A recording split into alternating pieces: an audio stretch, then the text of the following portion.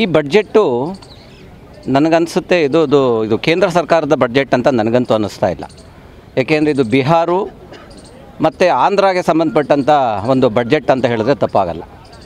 ಅವರು ಸಪೋರ್ಟ್ ಮಾಡಿದ್ದಾರೆ ಅನ್ನೋ ಒಂದೇ ಒಂದು ಕಾರಣಕ್ಕೆ ಇಷ್ಟೊಂದು ರೀತಿಯಲ್ಲಿ ಅದು ಇಡೀ ದೇಶದಲ್ಲಿ ಸ್ವಲ್ಪ ಬೇರೆ ರಾಜ್ಯಗಳಿಗೂ ಸ್ವಲ್ಪ ಅಡ್ಜಸ್ಟ್ಮೆಂಟ್ ಮಾಡಿ ಅಷ್ಟು ವ್ಯತ್ಯಾಸ ಇಲ್ಲದಿರೋ ರೀತಿಯಲ್ಲಿ ಬಡ್ಜೆಟ್ ಕೊಡ್ಬೋದಿತ್ತು ನಿರ್ಮಲಾ ಸೀತಾರಾಮನ್ ಅವರು. ಭಾಳ ನೋವಿನ ಅಂಶ ಇದು. ಏಕೆ ಅಂತಂದರೆ ಇವತ್ತು ನಮ್ಮ ರಾಜ್ಯದಿಂದ 5 ಜನ ಮಂತ್ರಿಗಳಿದ್ದಾರೆ. ನನಗನ್ಸುತ್ತೆ ಯಾರನ್ನೂ ಕನ್ಸಲ್ಟೇ ಮಾಡಿಲ್ವೇನೋ ಅಂತ ಅನಿಸ್ತಾ ಇದೆ. ಒಂದು ಪ್ರಾಜೆಕ್ಟ್ಗಾದರೂ ನಮಗೆ ಈ ಮಂತ್ರಿಗಳಿಂದ ಇದು ಪ್ರಪೋಸಲ್ ಹೋಗಿದೆ ಅದರಿಂದ ಬಂದಿದೆ ಅಂತ ಅನಿಸೋಂಥ ಒಂದೇ ಒಂದು ಪ್ರಾಜೆಕ್ಟು ಕರ್ನಾಟಕಕ್ಕೆ ಬಂದಿದೆಯಾ ಅಂತ ನಾವು ಯೋಚನೆ ಮಾಡಬೇಕಾದ. ಇದು ಭಾಳ ದುರ್ದೈವ ಅಂತ ನನ್ನ ಅನಿಸಿಕೆ. ಇದು ಆಲ್ಮೋಸ್ಟ್ ನಾವೇನು ಕಾಂಗ್ರೆಸ್ ಪ್ರಣಾಳಿಕೆ ಕೊಟ್ಟಿದ್ವಿ ಅದರಲ್ಲಿ ಒಂದು 30% ಕಾಪಿ ಹೊಡೆದಿದ್ದಾರೆ ಅಂತ ನನಗನ್ಸುತ್ತೆ. ನಿರ್ಮಲಾ ಸೀತಾರಾಮನ್ ಅವ್ರಿಗೆ ಸ್ವಂತ ಐಡಿಯಾ ಇದ್ದಂಗಿಲ್ಲ. ಅವರೆಲ್ಲ ಗ್ಯಾರಂಟಿಗಳ ಬಗ್ಗೆ ಮತ್ತು ಎಲ್ಲ ವಿಚಾರದಲ್ಲಿ ನಾವು ಕಾಂಗ್ರೆಸ್ ಸರ್ಕಾರ ರಾಜ್ಯದಲ್ಲಿ ಏನೇನು ನಾವು ಕೆಲವು ನಿರ್ಧಾರಗಳು ತೊಗೊಂಡಿದ್ವಿ ಅದ್ರ ಬಗ್ಗೆ ತುಂಬ ಅಪೋಸ್ ಮಾಡಿದ್ರು BJPನವರು. ಆದರೆ ಇವತ್ತೊಂದು ದಿವಸ ಅದನ್ನೇ ಎಷ್ಟೋ ಇದನ್ನು ಕಾಪಿ ಹೊಡೆಯುವಂಥ ಪರಿಸ್ಥಿತಿಗೆ ಇವತ್ತು BJP ಸರ್ಕಾರ ಬಂದಿದೆ, ಕೇಂದ್ರ ಸರ್ಕಾರ ಬಂದಿದೆ. ಇದು ದುರ್ದೈವ. ನಮ್ಮ ಎಕ್ಸ್ಪೆಕ್ಟೇಷನ್ಸು ತುಂಬ ಇತ್ತು, ತುಂಬ ಎಕ್ಸ್ಪೆಕ್ಟೇಷನ್ಸ್ ಇತ್ತು. ಸೊ ಇವತ್ತು ನಮ್ಮದು ಇವಾಗ ಬೆಂಗಳೂರಿನ ಮೇಕೆದಾಟು ಇದಕ್ಕೆ ಬಂದರೆ ಇವತ್ತು ಬೆಂಗಳೂರಿನಲ್ಲಿ ಕುಡಿಯೋ ನೀರಿಗೆ ತುಂಬಾ ಪ್ರಾಬ್ಲಮ್ ಇರೋದ್ರಿಂದ ಮೇಕೆದಾಟು ಪ್ರಾಜೆಕ್ಟ್ನ ಕ್ಲಿಯರ್ ಮಾಡಿಸ್ಬೇಕು. ಅದು ಇದರಲ್ಲಿ BJP ಸರ್ಕಾರ ಇದ್ದಾಗಲೂ ಕೂಡ ಅದ್ರ ಒತ್ತಾಯ ಇತ್ತು, ನಮ್ಮ ಸರ್ಕಾರ ಇದ್ದಾಗಲೂ ಅದು ಒತ್ತಾಯ ಇದೆ. ಅದು ಅದ್ರ ಬಗ್ಗೆ ಒಂದು ಚೂರು ಚಕಾರ ಎತ್ತಲಿಲ್ಲ.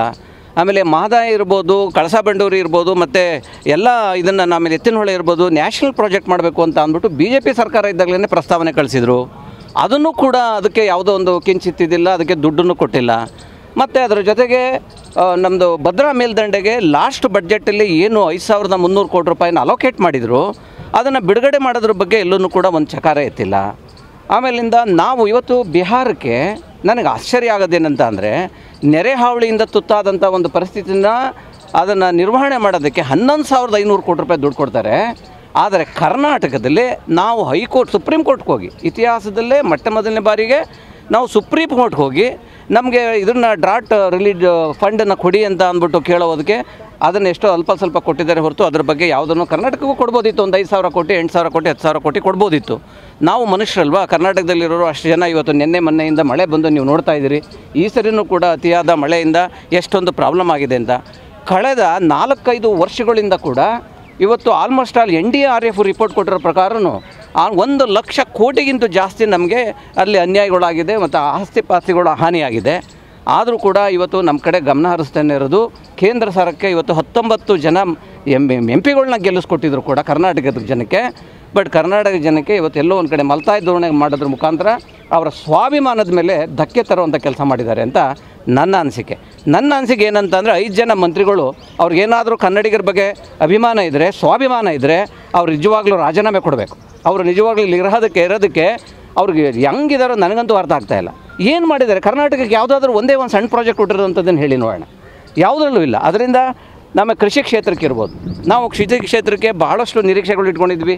ಏನು ಟ್ಯಾಕ್ಸಸ್ ಇತ್ತು, ಈಗ ಯಾವುದು 5%ಇಂದ 18% ತನಕ ಇದು ಕೃಷಿ ಉತ್ಪನ್ನಗಳ ಮೇಲೆ ಇರ್ಬೋದು, ಮತ್ತು ಟ್ಯಾಕ್ಟ್ರ್ಗಳ ಮೇಲೆ ಇರ್ಬೋದು, ಅವರು ಉಪಯೋಗಿಸೋಂಥ ಎಕ್ವಿಪ್ಮೆಂಟ್ಸ್ಗಳು ಇರ್ಬೋದು, ನಾವೆಲ್ಲದನ್ನು ಕೂಡ ಇದು ಟ್ಯಾಕ್ಸ್ ಫ್ರೀ ಮಾಡ್ತಾರೆ ಅಂತ ನಮ್ಮ ಅನಿಸಿಕೆ ಇತ್ತು. ಯಾವುದನ್ನು ಟ್ಯಾಕ್ಸ್ ಫ್ರೀ ಮಾಡಿಲ್ಲ. ಇಲ್ಲಿ ರೈತರ ಪರ ಸರ್ಕಾರ ಎಲ್ಲಿದೆ?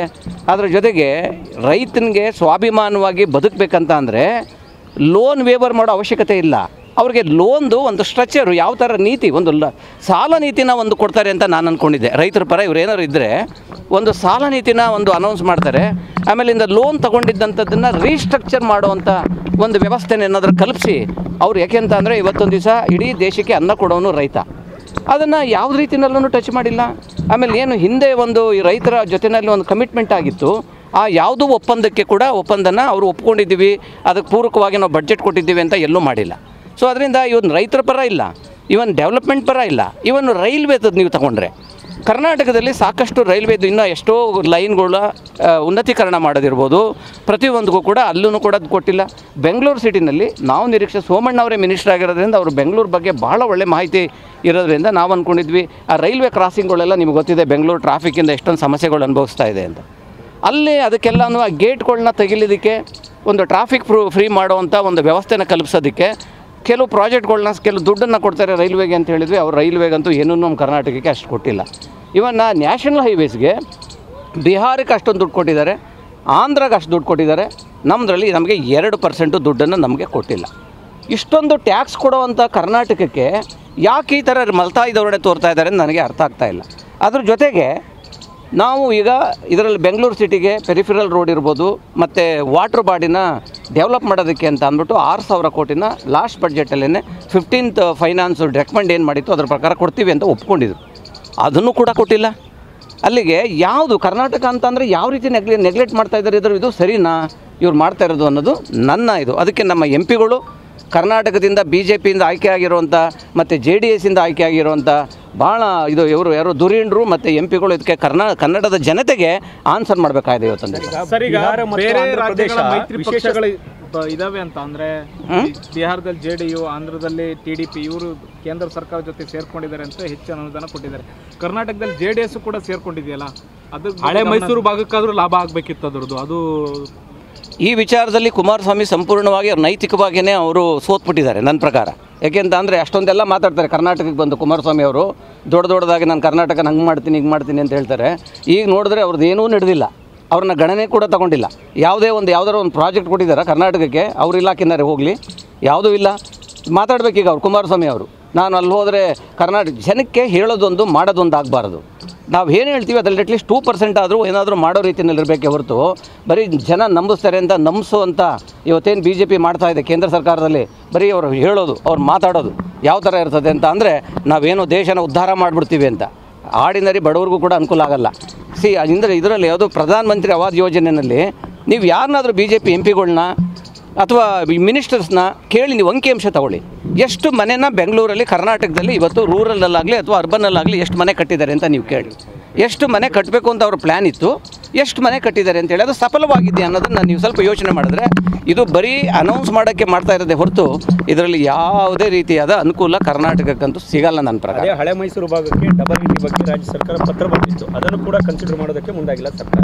ಡಬಲ್ ಐಟಿನೂ ಕೊಟ್ಟಿಲ್ಲ, ಏಮ್ಸ್ ಕೇಳಿತ್ತು, ಆಮೇಲೆ ಏಮ್ಸ್ ಕೇಳಿದ್ವಿ ಯಾವುದೋ ರಾಯಚೂರಿಗೆ, ಅದು ಭಾಳ ಇಂಪಾರ್ಟೆಂಟ್ ಇತ್ತು. ನಿಮಗೆ ಗೊತ್ತಿದೆ, ಯಾಕೆಂದರೆ ಅಲ್ಲಿ ಜನ ಎಷ್ಟೊಂದು ಇದರಿಂದ ಸಾಯ್ತಾ ಇದ್ದಾರೆ, ಅಲ್ಲಿ ಎಷ್ಟು ದೂರ ಹೋಗಬೇಕಲ್ಲಿ ಒಂದು ಒಳ್ಳೆ ಸುಸಜ್ಜಿತವಾದಂಥ ಆಸ್ಪತ್ರೆ ಇಲ್ಲ, ಇದು ಹಿಂದಿನಿಂದನೂ ಬಂದಂಥದ್ದು. ಅಷ್ಟು ಜನ MP ಗಳನ್ನ ಕೊಟ್ಟಿದೆ, ಇವರೆಲ್ಲ ದೊಡ್ಡ ಧುರೀಣರುಗಳಿದ್ದಾರೆ ಆ ಕಡೆ, ಆದ್ರೂ ಅಲ್ಲಿಂದ ಏಮ್ಸ್ ಕೂಡ ಅಲ್ಲಿಗೆ ಸ್ಯಾಂಕ್ಷನ್ ಮಾಡಿಲ್ಲ. ಇದು ನಿಜವಾಗ್ಲೂ ಕೂಡ ಭಾಳ ದುರಂತ. ಇದು ಬಡ್ಜೆಟ್ಟೇ ಅಲ್ಲ, ಕೇಂದ್ರ ಸರ್ಕಾರದ ಇದು ಬಡ್ಜೆಟ್ ಅಲ್ಲ. ಇದು ಸುಮಾರು 47 ಲಕ್ಷ ಕೋಟಿ ಇವತ್ತು ಬಡ್ಜೆಟ್ ಇದೆ. ಅದ್ರದ್ದು ಆಲ್ಮೋಸ್ಟ್ ಎಲ್ಲದನ್ನು ಕೂಡ ಸಂಪೂರ್ಣವಾಗಿ ಆಂಧ್ರ ಮತ್ತು ಬಿಹಾರಕ್ಕೆ ಅನುಕೂಲ ಆಗಿದೆ ಹೊರತು ಕರ್ನಾಟಕಕ್ಕೆ ಇದರಿಂದ ಏನೇನೂ ಅನುಕೂಲ ಆಗಿಲ್ಲ. ಇದು ಬಡ್ಜೆಟ್ಟು ನಾವು ಸಂಪೂರ್ಣವಾಗಿ ಈ ಬಡ್ಜೆಟ್ನ ವಿರೋಧ ಮಾಡ್ತೀವಿ.